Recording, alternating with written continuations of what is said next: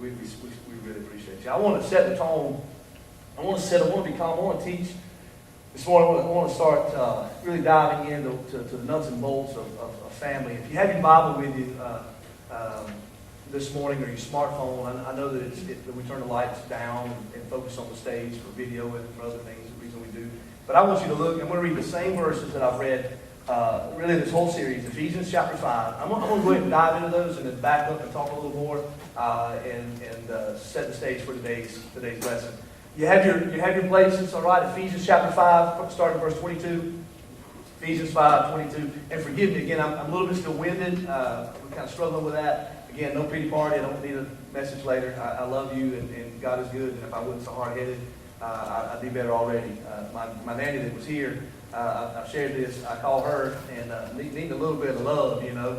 I'm a big old baby and I need a little love. And she said, well, if you'd gone on the first day, it'd be better by now. Okay? So, yes, I get it, all right? Ephesians 5:22 through 33, 6, 1 through 4. Just follow along with me. It's on the screens. Thank you, media team, for a wonderful job. Wives, submit yourself. I know, ladies, this is your favorite verse. Wives, submit yourself to your own husbands, not your neighbors, as you do the Lord. For the husband is the head of the wife, as Christ is the head of the church, his body, of which he is the Savior. Now, it's interesting. I really had never, ever thought, doing this a long time, seminary, education, all that. Woo-wah. He never says Jesus here, all right? He says Christ. It's really important to get this. It's just parenthetical, just for for food for thought. He never says Jesus. Jesus was a common name. It was even to this day, people will say Jesus, but it's just a very common name. But Christ was who he is. He's the Messiah, the anointed one. And it's so important that we as men, we understand this principle that we are to, and I'll try to dive into it a little bit, but it's just really cool that he says it's Christ, and we are to, even in verse 24 now, as the church submits to Christ, so also wives, you should submit to your husband in everything. Husbands, and this is really key, 25, love your wives just as Christ, the anointed one, the one that would sacrifice himself for it, love the church and gave himself for her, to make her holy, cleansing her by the washing of water through the word, and to present her to himself as a radiant church, without stain or wrinkle or any other blemish, but holy and blameless. In the same way, husbands ought to love their wives as their own bodies. He who loves his wife loves himself. After all, no one ever hated their own body, but they fed and cared for their body, just as Christ does the church. For we are members of his body. For this reason, a man will leave his father and mother and be united to his wife, and two will become one flesh. This is a profound mystery, but I am talking about Christ and the church. So see what he's doing here? He's using this as a teaching moment to say, I want you to understand that your relationships, now again, in context of a marriage, right? But really, in all of our relationships, it is that we are to exemplify, we are to set this thing out and show forth until he's coming. This is how we operate as in our relationships, that we submit to one another as Christ submitted, all right? As he loved the church, as he gave himself to the church. And it's a huge mystery. It is crazy. It blows people's mind when you love them and they've done nothing for you. As a matter of fact, it'll mess their world up. You ever got into a discussion with somebody, or you might say argument, and the nicer you are and the more Christ-like you are, the madder they get? That's crazy. You just smile at them. Now, sometimes, guys, we do that on purpose to our spouses, right? Yeah. But we know what we're doing. But in a genuine sense, and this is the mystery, it's just crazy that we would love this way and that we would want to do this, all right? Verse 33, however, each one of you also must love his wife as he loves himself, and his wife must respect her husband. And we drop down into chapter 6, and this is the parenting and child and the relationship in the family. I want to cover everything. Children, obey your parents in the Lord, for this is right. Honor your father and your mother, which is the first commandment with promise. When my mother passed and my dad remarried, it was a very difficult season for me. It's still a very difficult time for me. It's just difficult, all right? And there's a lot there. There's a lot that I won't say that will be aired on YouTube and camera, but it's just a difficult season. And I had to really seek out counseling. Really had to find some folks that are smarter than me about this wording and about what it means to honor and how we are to live our lives. And no matter what we do, okay, it's not about what we do, it's about how we live our lives. It's that lifestyle that as long as we live for Christ, we're bringing honor to our mother and our father. That doesn't mean that we don't do what they tell us to do or ask us to do, especially as we grow up. It's more so we do that as a result of how we honor Christ. You see how this thing flows. It's that Christ is the head. He's the one that we submit to. And because we're submitted to Him, it makes it much easier to submit to our employer, to our step-parents, to our in-laws, and so on and so forth. It helps us to keep our tongue bit, and so on and so forth, right? And this is what he's talking about. And so the children are to honor, it's to live for Christ, it's to bring respect, so they may, verse 3 of chapter 6, so that it may go well with you, and that you may enjoy long life on earth. Father, do not exacerbate or aggravate, agitate your children. Instead, bring them up. And some of you say, hey, you don't know my kids. They aggravate me, all right? They exacerbate me. Bring them up in the training and instruction of the Lord. Now, all these verses, you with me? Say amen. All these verses are the blueprint of relationship, okay? In context, a marriage, but it's really every relationship. This is the blueprint of a strong relationship, okay? Now, I did this on purpose. I thank you so much also. Last Sunday, if you were here, what a powerful service.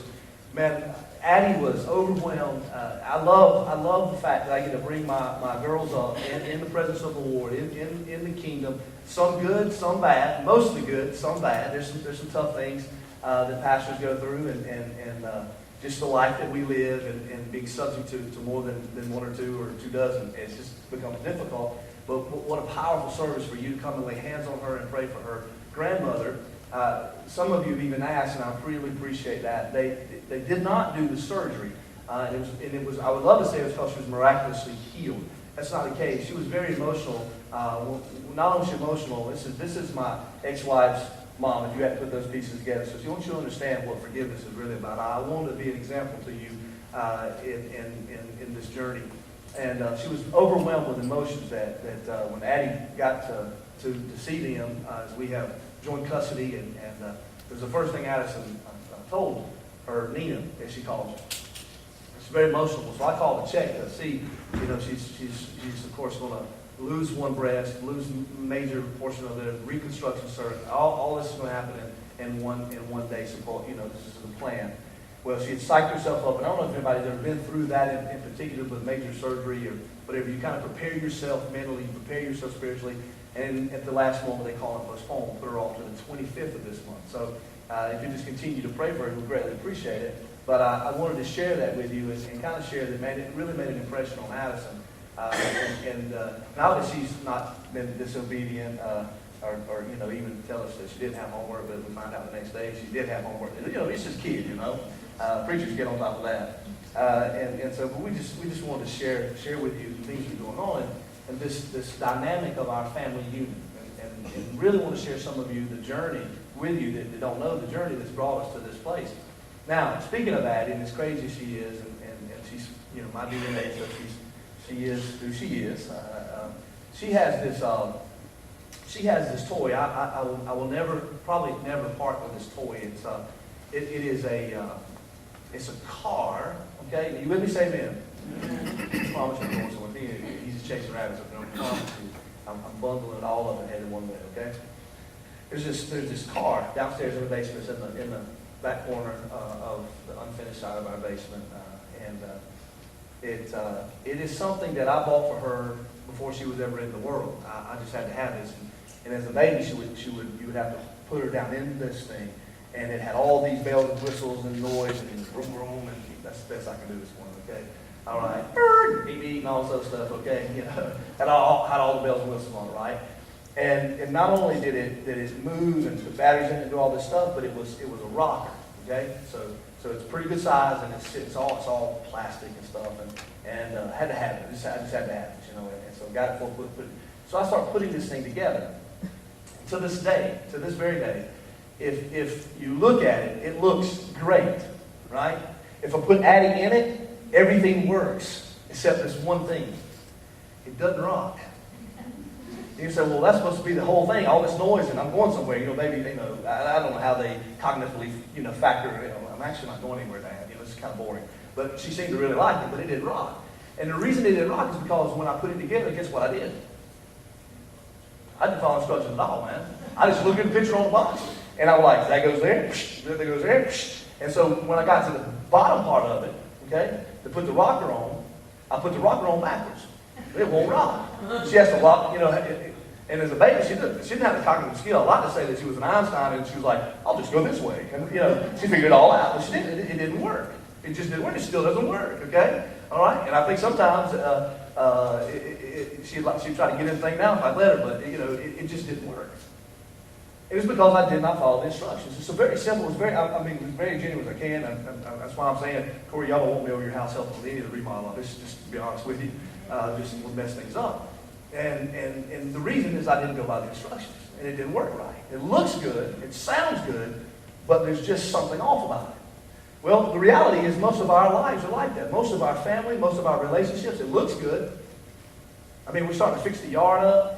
Man, we're starting to do spring cleaning. It looks good. People in the gym, we're starting to get shape ourselves. Everything looks good, but there's still this one little thing that's off.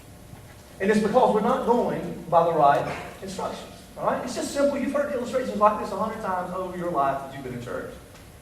But it's so true. It's like, what is it? And how is it? And what is this one thing that's just, everything seems to be going right, but this one thing just seems to be out of place. And it can be all kind of, I don't know what it is in specific for your family, but I know it's because you're not following the blueprint. Now in Ephesians chapter 5, Paul, and again, I've taught you this over the last several weeks, he elevates Jesus' teaching. Not that he was better than Jesus, he just brought them onto the scene, and it had never been taught like this before. Women were slightly more valuable than the cattle of that day. Children wouldn't even name until they would see if the child was going to function and do and be. And a lot of times they would adopt other children to actually inherit the fortune of the family because this child was irresponsible and just the lack of the value there. And so when we walk through this morning, and as I've tried to do, the very first message I tried to preach to you is to show you that you and I, we don't have to settle. It doesn't matter if we've been divorced. It doesn't matter if someone has left. It doesn't matter if we've messed up 100 times or even messed up this morning. That you and I, we don't have to settle. And that this blueprint is the ideal. Okay? Now, most of you say, well, now, I live in the real. All right? I understand this, and I'm not saying it's not God's word, but I don't know that we can do this. And here's the thing. You can't do this. You can't live this out. That's why Paul would also write in the church of Colossians saying it's Christ's life in you, the hope of glory. It's Christ in and through you that allows you to do this. And the truth of the matter is, you with me, say amen. In whatever relationship, whatever situation you're in, you will probably never reach the ideal, okay? Because we're imperfect, right? We're finite. We're limited in our abilities and all this good stuff. But you and I, we should not just settle. Nor should we just rearrange things to make it fit whatever we're in here. Well, I will never marry again, so therefore I'm just going to live with this person, or I'm just going to do it this way, or I'm going to readjust and move. And they're not here to criticize or talk down to anybody, okay? Because I'm no better than any one of you, and there's nothing good about me except Jesus, okay? All right? And anything that can be messed up, I've messed up, I promise. All right? So I want you to even put the baby's rocker backwards, okay? You get it now, okay? It's because for so long I didn't follow his instruction. And I was the preacher. I was the wild kid that come to church, that married the girl that had never done anything, never been anywhere, it was perfect. Everything was what was supposed to be. And yet, the whole time it wasn't. So don't think that I'm talking down to you. I want you to understand this is how we get right. This is how we teach our generation. And here's the thing. Everyone that's here this morning that has been touched, affected, whether it's you yourself been divorced, a parent's been divorced, a grandparent, if you've been affected by it, will you just raise your hand? I'm not even embarrassed. Let's just do that for a moment. You've either been the product of divorce. Just look around. I want you to understand something. You're not alone. Satan loves to get you to a place where he makes you feel like you're the only one. And nobody will understand. The thing is, I want you to understand you don't have to settle. And just because that you have failed, and just because you will fail again, and you will, all right, doesn't mean that you stop. That means you get up again. That means you keep trying. This whole thing is I won't settle. I want more. Yes, I've screwed up. But I won't settle. I want more. The other message was about forgiveness. If you want peace, this is where you tear down all the things that divide you. You just remove everything. You remove everything, and you get into a place of forgiveness. And when I taught that really rolled into the thing about my dad and calling my dad, and it was just very powerful, very emotional. It was very true, and I want to share my life before you. I want you to see that we're in this thing together. And really, it's forgiveness. Man, I'm punishing Sandra for things that exes have done. I'm punishing you for things that other church members have done in the past. I'm telling you, it was probably, and if I asked Rock or some of these, John, some of these are the trustees who've been with us from the very beginning, or really I've been with them because they were doing it before I got there. It took probably a good year, if not more than a year, for me to really relinquish and just complete, even though I love them, man, and they're my homies, man. I mean, listen, they pulled me out of some tight spots. And they got my back, and I know they got my back. I don't care if they even tell me every day. I don't care if they tell me once a year. I know these people have my back, and they have really God's best at their forefront of what they're doing. But it took a long time for me to just relinquish trust and to get to this team concept, because for so many years being a Southern Baptist pastor in the setting, I've pastored a lot of good people, and we've done a lot of good things over the years with some of these guys I've served with in other places. But I was punishing them and really holding back forgiveness just based on stuff that happened in the past.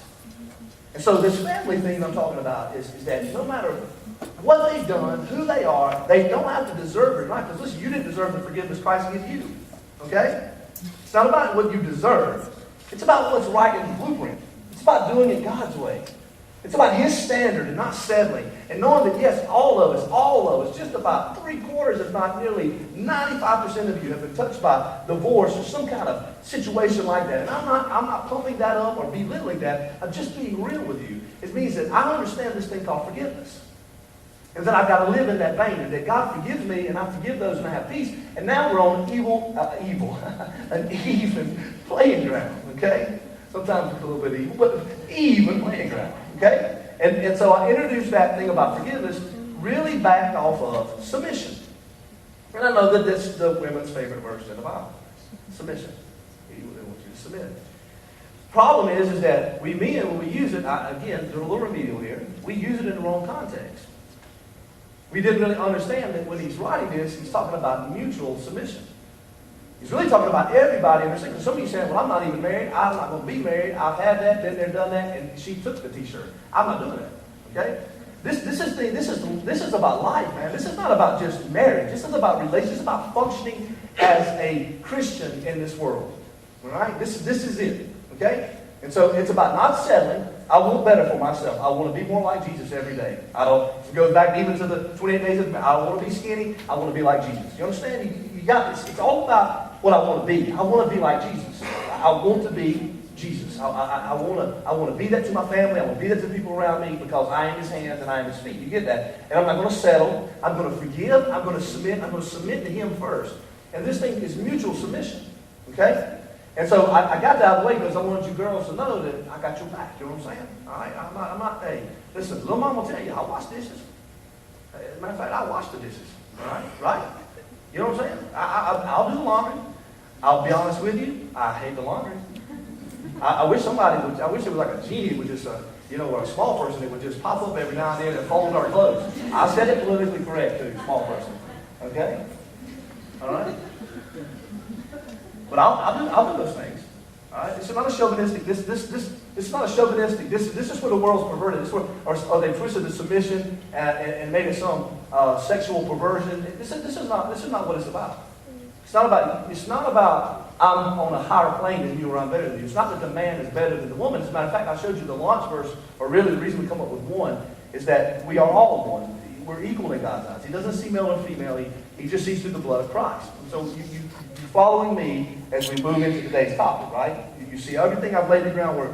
Now, what I want to do is I want to move in over the next 3 weeks, okay? Because Easter will be the 4th week from today, and we're going to do a series. We're just going to do a one Sunday message called Be One.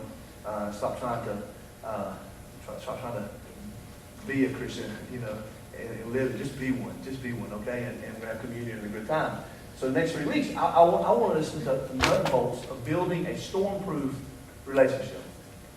Now, I'll say marriage, but I don't want you to turn me off and say, well, I'm not in a marriage. I'm talking about a relationship. This is going to be a storm-proof relationship for you and God. That's where it needs to start. It could be that it's you and who you're dating, and she just loves me, and I just love her, and I can't wait till we're married, and whatever. Okay, it could be that you're in a marriage or in your third marriage, and when you get it right this time. Okay. Instead of putting something on backwards and it looks good, everything's good. From up here to down here it was great. But right here, the major functioning thing was backwards and it didn't work. And Addie, she never knew. But she didn't like to play it because it didn't do what it was supposed to do. Once the noise had its, all the bells and whistles, it was over. She was like, I'm ready to get out of this thing. And she let me know, like, wah! And I still have that effect on babies. And so I'm ready to get out. Okay? And so that's why most of you are ready to get out of your relationship. It looks good. You come to church and you're smiling, and you got your teeth polished and your hair teased. Well, some of you combed it before, some didn't. It looks good, and preacher, we're doing great, and we're happy, and we put all the Facebook posts up, and we check that we're feeling happy. Some of the crap on there. Anyway, sorry. Come on, man. Come on. It's got all together. It's just one little thing. And so I want to take the next few weeks, and I just want to dive into just the nut and bolts, the building storm-proof relationship. Man. And let's just start. Here's the foundation. Here's where we start. Let's just use terminology. Let me go ahead and give you the three. Okay. Today's going to be about the Lord. Okay. You say, well, it's every day about the Lord. Come on, super spiritual. You got to start with the Lord. Next week, I'm excited because Sandra's going to come and share the stage with me. All right. It's going to be about love. All right. And then the third one is going to be about loyalty. Those are the nuts and bolts, and they're broad. We're going to break them down. And these are the nuts and bolts of having a storm-proof relationship. Okay? This is what we build on. Lord, love. I can't wait. She's going to share with you what it's, we've talked a lot about it, but what it's like to love children that are not biologically hers. All right, how it is to love me when I'm like that country. I'm hard to love, man. You know what I'm saying? Yeah, I'm just difficult. I am difficult. But and then we thought, maybe I would touch for a moment on the bounce, wow. But we're just gonna have a good time, okay? We're just gonna have a good time. Yeah, Mia. Yeah, I was about to say Mia's already sharing articles on bounce, wow. Okay, that was I had to. I'm so sorry, Pastor. I'm so sorry. Some of you are gonna have no idea. It's okay. It's okay. She edited it quick. We want to share our life with you because it's just crazy how God brought us together, and we want to make sure that we were transparent and really how crazy and how good it's been for Addison and then God blessing us with Lana. We'll talk all about that next week and how we're to love and really what that's about and loyalty, how we're to stick together. Love endures and love is patient. And this week goes about His Lordship and how we're to start there. Let me share a couple of things with you about the blueprints of what God has said from the very beginning. Genesis 2:18, 21, 25. The Lord said, He said, it is not good for man to be alone. I'll make him a helper suitable for him. So the Lord caused the man to fall into a deep sleep. And while he was asleep, He took one of the man's ribs and He closed up the place where He opened the flesh. And the Lord God made a woman from the rib He had taken out of man. And He brought her to the man, and the man said, that is now bone of my bone and flesh of my flesh. She should be called woman. And they were naked and they were unashamed. And you understand the concept. It's like I heard a teacher on creation talk about the holy pause, the divine pause. It was like God would make something and He would pause and say it is good. You ever step back and something going, it's good. Everybody else may say, well, that sucks. No, that's good. God doesn't do anything that sucks. He does everything that's good. But when He made man, he took that divine pause and He said, it's not good. It's not good to be alone. You were designed to be in a relationship. I mean, that's just how it is. You're designed to be ultimately in a relationship with Him. That's what we're going to talk about. That's the starting place. But you're designed to have a relationship with others. All right? And he made woman, and so it started. Now, the blueprint is that you've got to understand who designed relationships.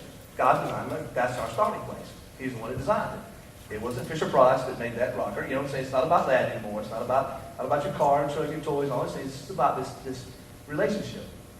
And God has designed it. It's crazy, it's jacked up, and it's weird, and as the quote the record is, as long, strange trip it has been for you to get to this place, God has orchestrated all of that.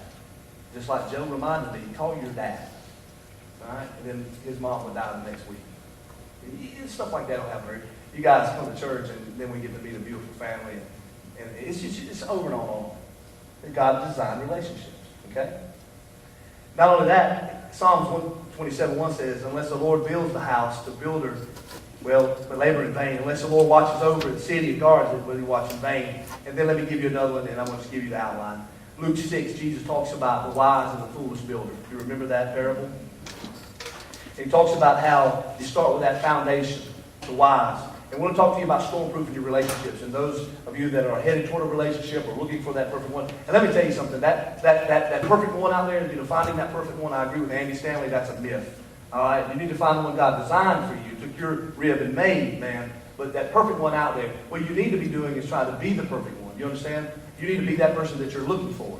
Because it's funny, a true story is the girl, man, she kind of gave up on Christianity. She didn't, renounce Christ or anything. She started living, dating, moved to the city, dating, and playing the scene. And she found this guy, man, he's awesome, man. He's a total package, Christian, lives it out, goes to church, man, loves, he's generous. And she calls her mom, she goes, And mom busts her bubble because mom says, listen, yeah, but guys like that are not looking for girls like you. And so looking for that perfect and ideal, man, that's not going to get it. You've got to be what you're looking for. Okay?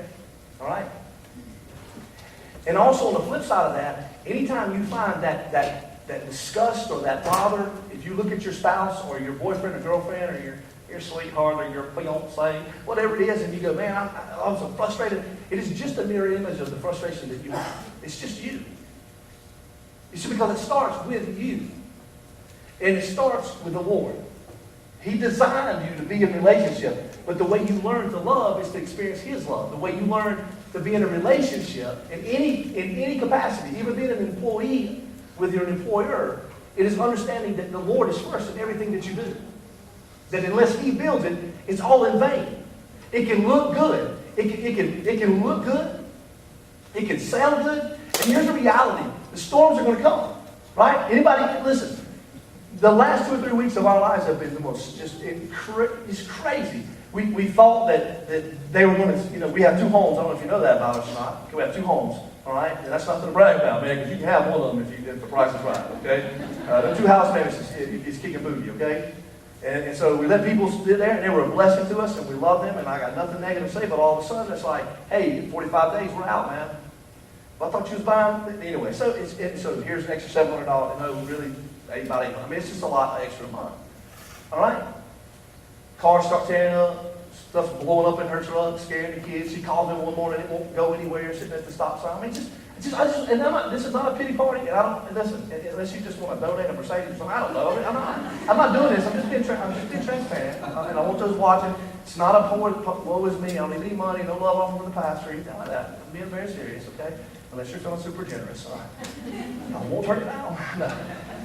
And this one, and on, and then it just goes. And Addie, sometimes it's a difficult being in a 50-50 situation where it feels like it's more like 90-10. It's just so difficult sometimes. Relationship, it's just crazy, and on the list goes. And so the storms will hit you. The thing is, even if you're an individual or you're together, the storms are going to hit you. You've got to build a storm-proof relationship, starting with the Lord. That's the launching places that you start with the Lord. And this is what He's saying. He said, don't be foolish. The same storm hit both of these guys. It's going to be the same. Mine may look a little different. My winds may have been a little stronger where your waves are a little higher in your storm or your hurricane.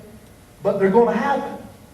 All right? And those guys that live down on the coast or in the tropical area, they don't wait till the storm. They're ready. You know what I mean? Now, in that moment that the alert or that your prediction is going to hit, as good as the weatherman can do, they start putting it together, yes.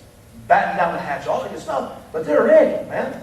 And this is the nuts and bolts of our marriage. This is the nuts and bolts of our relationship. This is going from understanding these broad things of not settling, that there is more, that they can come and go beyond a failure or fail or over and over fail, and that you can be at peace and be submissive to one another and have this relationship that is mutually focused on each other. And these are the nuts and bolts of it. This is how. And so just let me break down real quickly. I want to give you a little outline about this, about starting with the Lord. It's understanding that He has a plan. It's understanding the blueprints of it.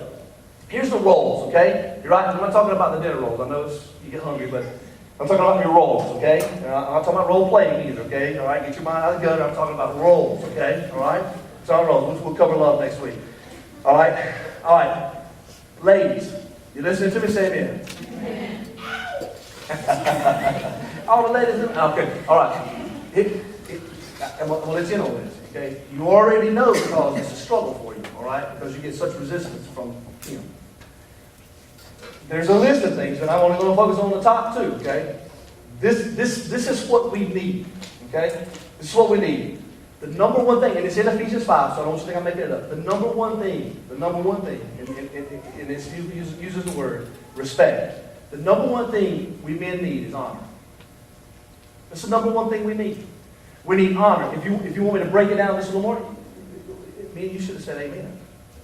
All right? You do. You need honor. All right? And it'll make sense in just a moment. Affirmation. Affirmation. We men need affirmation. We are so wired this way that even if we do something one time, we will slide down a pole of razors into a lake of fire if on the way somebody says, "That's awesome." True? It's true. YouTube is a sensational, Google it, man. I'm just telling you. All right? We'll do it. I don't care how many sermons I preach. I don't care if there's 200 of you, 400 of you, or there's 12 over at the little church in Greenville. I don't care who carries me, who's with me. I'm telling you, every Sunday, one of the first things I ask you, Sandra, is what? What? No, are you going to get Yeah. Yeah, very true. You going to get out of bed this morning? I'm going to church today sometime, okay? So you want to be transparent, I might as well be real. You going to get the girls up? Good Lord. What's one of the first things when we leave? What's one of the first things I ask you? How was... When we leave here. You remember a couple weeks ago when she said she's always right? Really kind of saying she's the smartest one of the bunch? But do you see the truth here, right?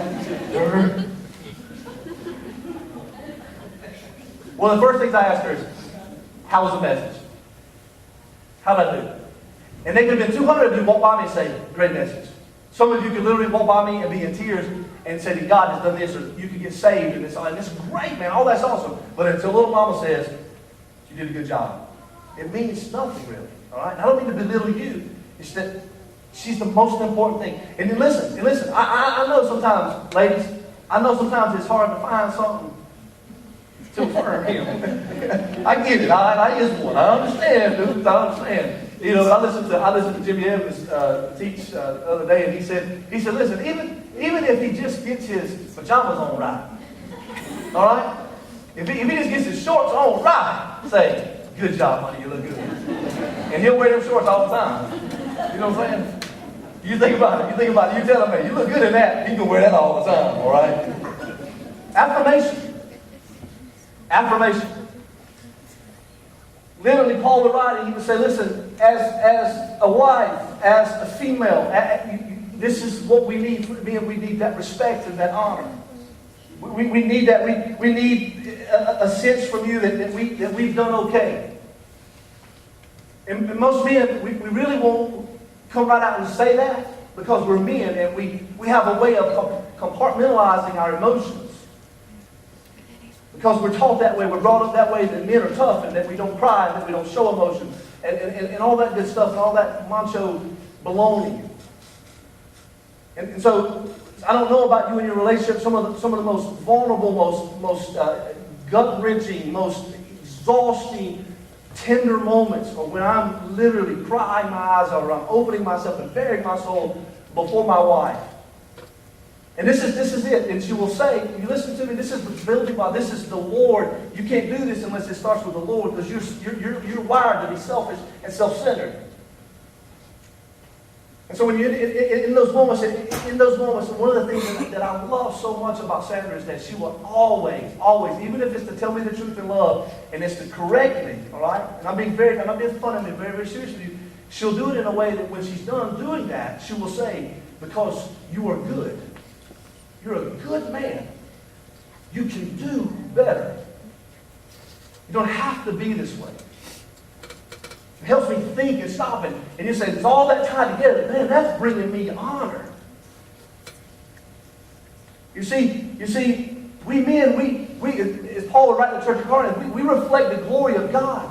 And wives, you reflect the glory of your husband. So you reflect who you chose.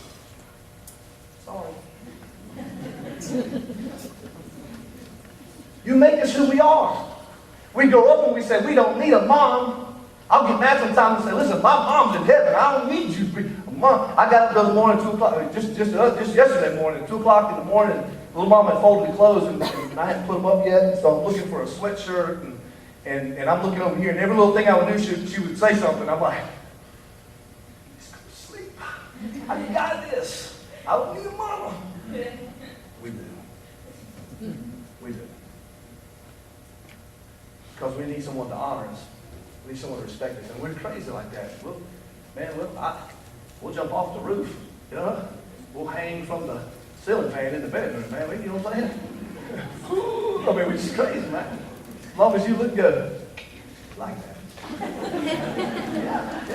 Some of y'all are going, that's stupid. It won't be one thing, I promise. Oh, love next weekend. I'm sorry, get ahead of myself. Get excited, I'm sorry. Ladies, I'm serious. You think that it's so complicated, because we're complicated. It's just about respect. It's just about respect. Now, let's flip that coin. And guys, this is what the ladies need from us. This is where we struggle getting what we need from our wives. Okay? It's because what the girls need, what the ladies need, what the gals need, and I don't mean anything negative or derogatory or anything like that, what the women need is security. They need security like we need honor. And they need affection like we need affirmation. And we struggle with that, guys, because listen, I mean, clearly, you know, we did that little, you can see this morning, man, he's like, with rough hands. I mean, my hands are just gnarly, dude. They're gnarly. And he still got kid hands, you know what I'm saying? Soft, kind of clammy. All right? Smooth with that shea butter, baby, you know what I'm saying? Ain't no ash here, you know what I'm saying? Right? No, because we're rough, we're callous, man. I'm glad you're having fun. It really makes me happy, it does. Because these are some really seriously deep teachings, and it should be fun, you know? Someone say, he's not too deep, you know? I like what Andy Stanley said. He said, I'm not deep, I'm clear. All right? The reason we struggle so much with the security and with the affection is because we're kind of callous and we're kind of hard and we compartmentalize our emotions. You see how these things feed off one another. And they struggle with honoring us because we don't give them anything that even slightly resembles Christ. Christ was emotional. He was so emotional that it come out of his blood as he sweat. He was so emotional. He wept when he lost a loved one. He slept when he was wore out. He hungered and he thirsted. He struggled with anger. He flipped the money. You understand these things, right? I mean, he was a man's man. He wasn't some sissy. I mean, he was a carpenter's son by trade, so I'm sure he had splinters in his hands and worked with wood tools in the dirt in the dry area over there. You understand the practicality of these lessons and how sometimes we just make these big superstars out of these biblical characters. And God should be a superstar, man. He's supernatural, but in all essence, he become flesh and dwelt among us. And he set this example, and Paul said, men, love your wives like Christ loved you. Give yourself. And what wives need is security. They don't need for you to buy them another 9mm. That's cool. I'm not talking about that kind of security. I'm talking about a sense that they know that no matter where you are, no matter what you're doing, that you belong to them. And that no matter what hell happens, no matter what phone call you get, no matter what sideways, side swipe that you're going to say to them, it's going to be okay. And we're going to work through this. And I've seen this thing in its ultimate, just complete worst end of this thing. Where we were two people in one house that had no idea who each other was. Because it was the right thing to do. I've had them over the years come in and say, listen, my son has got her pregnant. I want you to tell them they have to get married. I will not do that. For making a baby is not a reason to get married. Now, you're going to reap what you sow. You play like an adult, you're going to pay like an adult. Okay? All right? Some of you may be offended by that, but that's the truth. So many of us are doing things because we think that's the right thing to do. We think that this is what's got to be and it's always got to be like this. And I'm telling you That when you get into this mode, when you understand that God has the blueprint, when you understand that your role in this thing, and you're not looking for that perfect one or that right one, you're looking for who you want because you're that person, and they're looking for you, and God brings you together on this crazy journey called life, and He puts you together, and you begin to love like this, and you begin to live like this. I'm telling you, my friends, I'm telling you, the number one thing your wife needs from you, the number one thing that your girlfriend needs from you, all right, is she needs a sense of security and affection. She needs you to take the time with her. We'll talk about it next week. Time and times is important when it comes to love. Yes, both time and times. Affection. And that don't mean just 2 or 3 seconds. I love you. Good to see you. And what's for dinner? When you're in front of the TV, can you move over just a little bit? I'm listening to you. Move over just a little bit. And the reason we struggle in this relationship is we don't understand our roles, and we're not being like Christ, and we're not submitting, and we're not being mutual in it, and understanding that I need honor, I need you to respect me. But listen, they would respect you if you would be Christ to them.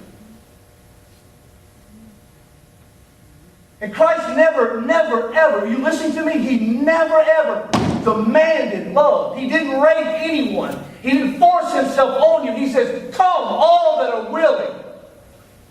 Just come to me. And when you look and you see the Lord, that first bit, when you look and you see God, and you look beyond the denomination, and you look beyond the church garbage, and you look beyond the human and all the baloney and all the politics and all the policy that we bring into the church. I'm talking about this unadulterated, pure, white as snow Christ, blood-bought, born-again church, and you look for who He is and you see Him, you can't help but run to Him. And honor Him and respect Him and live for Him and do things that please God. That's the building block of relationships. She does things that pleases me. It's because I lay my life down and sacrifice as unto the Lord for her. It's not that I get stronger in the gym and protect her that way. But don't you mess with little mama. I will, though, if I have to. Or I'll call somebody. Just make sure you're listening. I protect her because I pray for her. What he's talking about is, man, we have to be selfless. That's what Christ was. He was selfless. It was never about him. You say, wait a minute. I want her to, I want some things from her, okay? I promise you that I'm not the original with this, and nor are those that the 5 love languages and all those other books that if you want to read them, read them. Just read the Bible, man, please. It starts right here with the Lord. If you want those things, I promise you, they will come to you. They will come to you if you will submit your life unto the Lord. And it's crazy how you and I have got to get to a place where we're selfless and we're sacrificial. One of the things in our home, you listen to me say amen. One of the things in our home, and sometimes, listen, I have failed miserably at this. You know, I can hear Pastor David Shirley talk about times with his girls and favorite songs and hymns and devotional time and all this. And I'll get in a setting like that, or I'll go to a conference and I'll start talking about the time they have with their kids, and I'm going, God, I suck. Most of the time I'm like, get your butts in bed, I'm tired, I'm going to bed myself, get on in there. God bless you. Shut up, get to sleep. I mean, you know, or you're asleep on me, really? You know, whatever. And one of the things that I try to sacrifice. I mean, and I say that not to go, it's a sacrifice. But for me, and the way I'm wired, it has to be. It's a sacrifice for me. But what's been really, really cool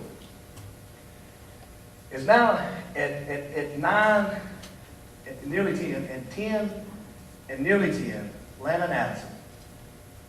Man, every night.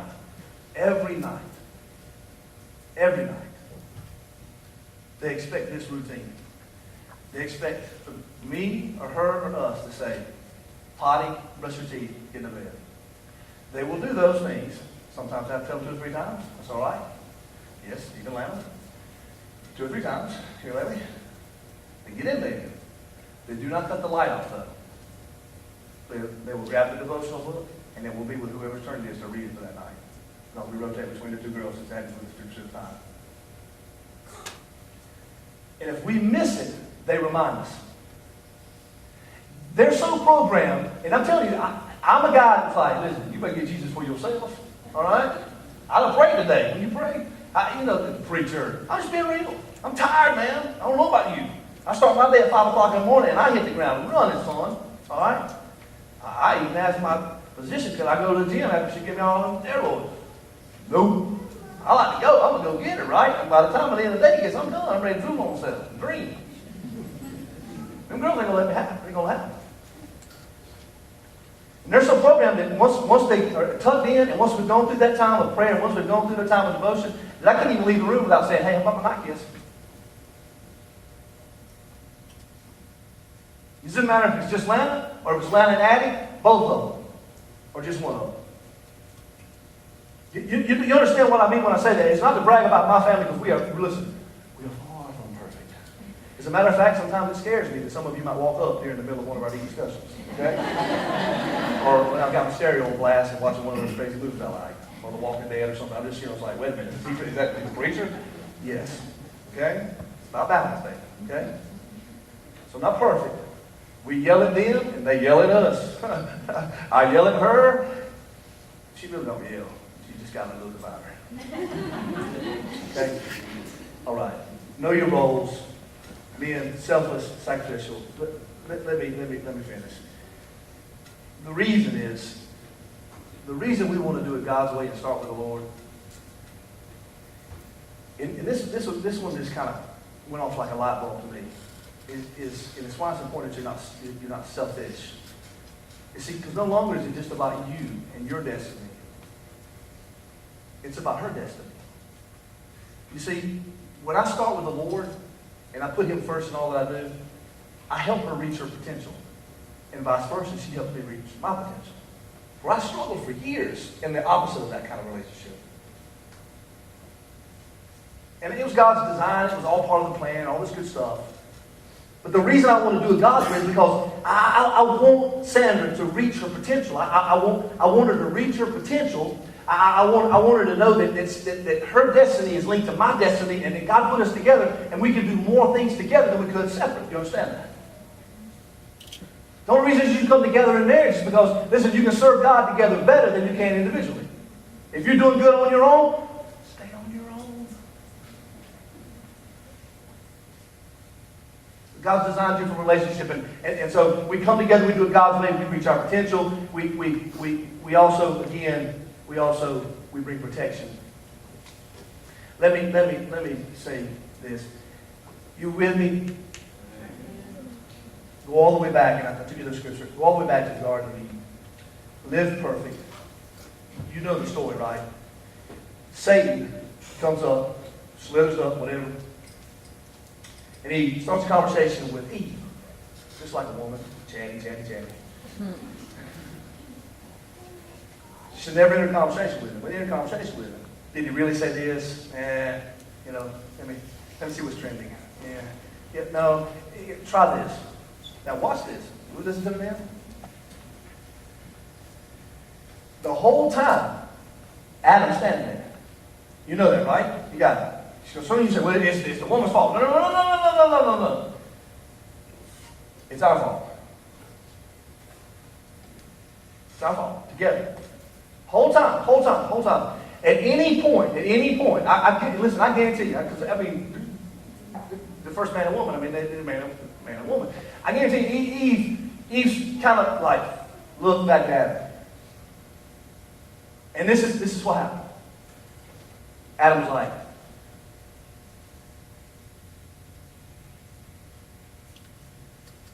and I'm bringing it in the 21st century, by the way.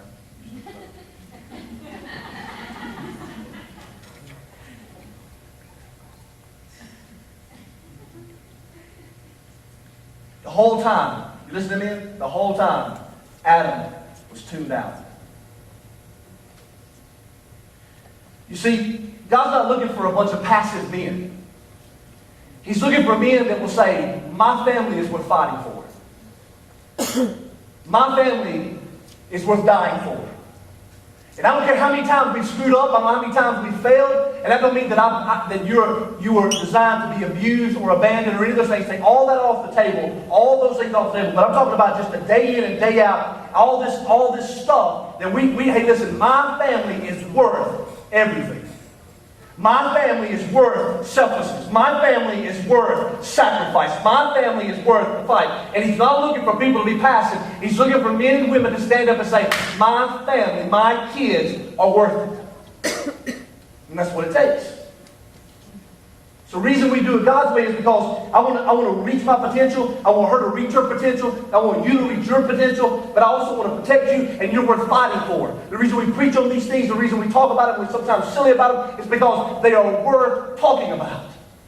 It's sweep under the rug. And watch this. The reward of it all, the reward of doing it God's way, doing life God's way. Listen, if you want to just be bare bones about it, and I talk about just couples and relationships, just individually relationship with Christ. The reason you want to do it His way, understanding your role, the reward is this: you get to find your purpose.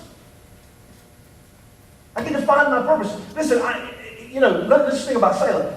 Once she was born into this family, I mean, as much as, and I'm going to use the caption, I'm like, my God. As much as you thought you knew about your purpose in life, man, your purpose now is bam, right there. And as God has designed the mom, some of you say, well, I can't biologically, there's all kind of kids running around here, need a lot of mommy, okay? But your purpose, and when you do it God's way, the reward of it is finding out who you are. I don't have to fit in any group anymore. I know who I belong to. I understand. I don't have to put on a dog and pony show for Sandra. I don't have to cut a jig in front of her or wear my sexy jeans. I just, you know what I'm saying? I mean, I don't have to do it. I know who I am. She knows who I am. My purpose is wound up in that. My purpose is to love her until the day my last breath this side is given. My purpose in life is to pastor you bunch of knotheads. It's to love those girls and the people they bring in our lives. I love every weekend that there's a different kid at our house. Sometimes it's the same kid. I don't care. I love that because they get to see that we are crazy, we're dysfunctional, but we love Jesus, and the reward of it is I know my purpose in life. And you say, well, I'm not in a relationship. Well, the problem is you need to start with a relationship with God, and once you enter that relationship, you begin to understand your purpose. All the crazy tattoos I had, all the crazy stories, all the motorcycles I bought, all the hot rods, all the junk, all the drugs, all the drinking, all the girls, all those things, all the places I lived, all of that in my BC days because I didn't know who I was. I didn't have purpose in life. Once high school stopped for me and football stopped, there was no purpose in life. I didn't know anything. Until 1998 when I said yes to Christ, and Christ said, this is what I want you to do. And man, has it been a long, strange trip. The reward of doing it God's way is knowing that there's purpose in your life. And when you do it together, the purpose gets even greater and more intense, even if the baby is a surprise. It's a surprise blessing, isn't it? The reward is the purpose. The other thing that is a reward is that not only do I find my purpose, but man, I have power. When you build that first building block with the Lord and you start your relationship based on the Lord, okay? And remember, I've already told you, some of the maddest nights would be the nights that she would get up and she would leave, all right? She would leave, and I would say, just stay. Let's just live in sin. Bless God. Stay. And I'd pout like a big old baby. Hey, kid, you took my dog and lift her up out to the ground. I'd be so sold. But I'm thankful. Because coming together and doing it God's way has brought purpose to my life. We understand what we're supposed to do, but the other thing that it does is that it brings power to my life. Man, she makes me a powerful man. You understand that? I don't mean that in a worldly sense and that I'm powerful. I'm telling you, you just stop and think. I mean, even if it was just the mom behind the guy, everybody that's ever been elevated to any place is because there's been somebody there to affirm them, to show them affection, both roles, you understand? But it is to bring power to life because once I know my purpose, I get in that groove, man. I can do my groove thing in that thing all day long. I don't have to worry and exude any energy anywhere else. I can focus on this purpose, and what comes with that is power, power, power. I have power to succeed. I have power to rise above. I have power to cast out demons. I have power to speak life unto death. I have power to rise above any situation. I have power to understand that my God is a limitless God. And though I may be broken inside, all I got to do is sacrificially give. And my God will never ever see me beg or borrow bread. He will never leave me and He will never forsake me. He will say, preach even when you don't have wind in your lungs because it is not your bread, It is the Holy Spirit that is power, and she brings that to my life and elevates that as we come together. Do you understand? You say, I don't care about a relationship. I'm not talking about just the physical. I'm talking about coming into the relationship with Jesus Christ. He will bring purpose to your life. He will bring stability to your life. And above everything, the reward is He will bring power to your life. You don't have to walk in fear anymore. For the Spirit of God is not one of fear, but of power, of sound mind, and of love. That's what God brings to His children. And when you find the right one, when you find the real men that God had designed for you, it will bring purpose to your life. You will walk your destiny out together, and it will bring power to your life. Because she's behind me, I think I can do anything. And don't you think for a second that I don't. Smartest woman I know. And I don't care how smart you are, all right? I hope you're the smartest person your husband knows, okay? Hope you're the best looking, sexiest, best cook, #1 mama of the year. But it's me. Sandra gives me. The reward of doing it God's way. To reach our potential, we find power in our life, we find purpose in our life. We start with God. Now, here's how we close. We're done. Let me show you. Well, what happens is, though, and it'll happen right now, is that there will be this resistance. There will be this pushback. And the resistance is this, is that, well, I want to do it my way. Now, you're in church this morning, you'll be like, no, amen to God's way, woo! You'll leave here, though, and when the rubber hits the road, you'll always resort back to your flesh, to the imprinting of how you were brought up. And you are not how you were brought up. You understand that? Because here's the thing, you say, wait a minute, no. All things become new in Christ. So just be careful and get your theology right. Are there still little techniques? Yes, now we war. That's the resistance. Okay? It's not Sci-Fi Channel. There's a resistance, I promise you, okay? It's real.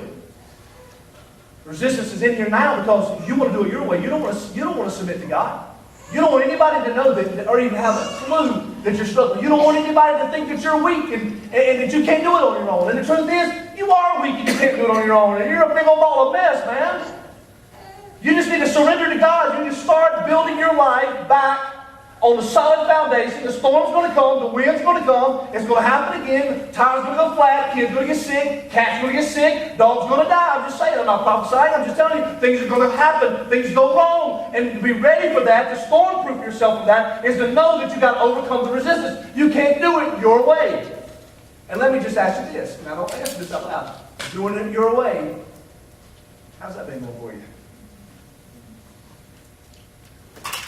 You got me a big old fat divorce, that big old fat loss of SUVs and toys and every other thing. It just looked good all right. It was all good. You know, that's good. He's a hot shot preacher, man. Everybody's got to have him. You know, everybody was, yeah.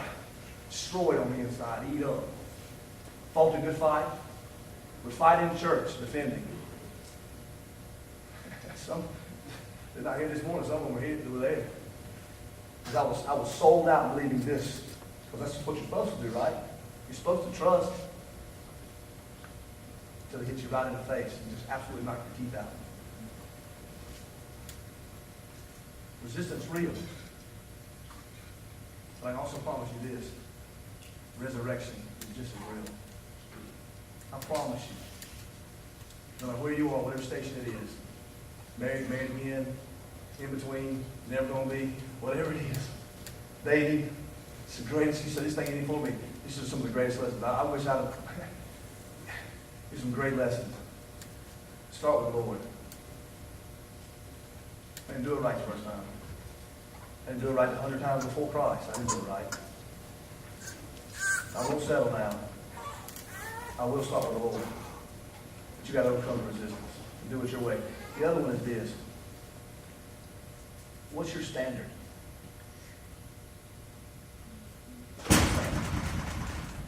But what's your standard? Is your standard based off some stupid novel that you're reading? I saw Corey's picture. I thought was some kind of spin-off of 50 Shades of Grey. I didn't know what we were, stupid novel? Some Hollywood? What's your standard? Are you still looking for that high school relationship that you had? Are you still trying to be popular, Rob? You see those commercials? You're running Chick-fil-A. What's your standard? See, the resistance is this, is that I want my standard to be this. And we'll talk about it more in depth. So most of us guys, we want our lives to be some ex-adult film star.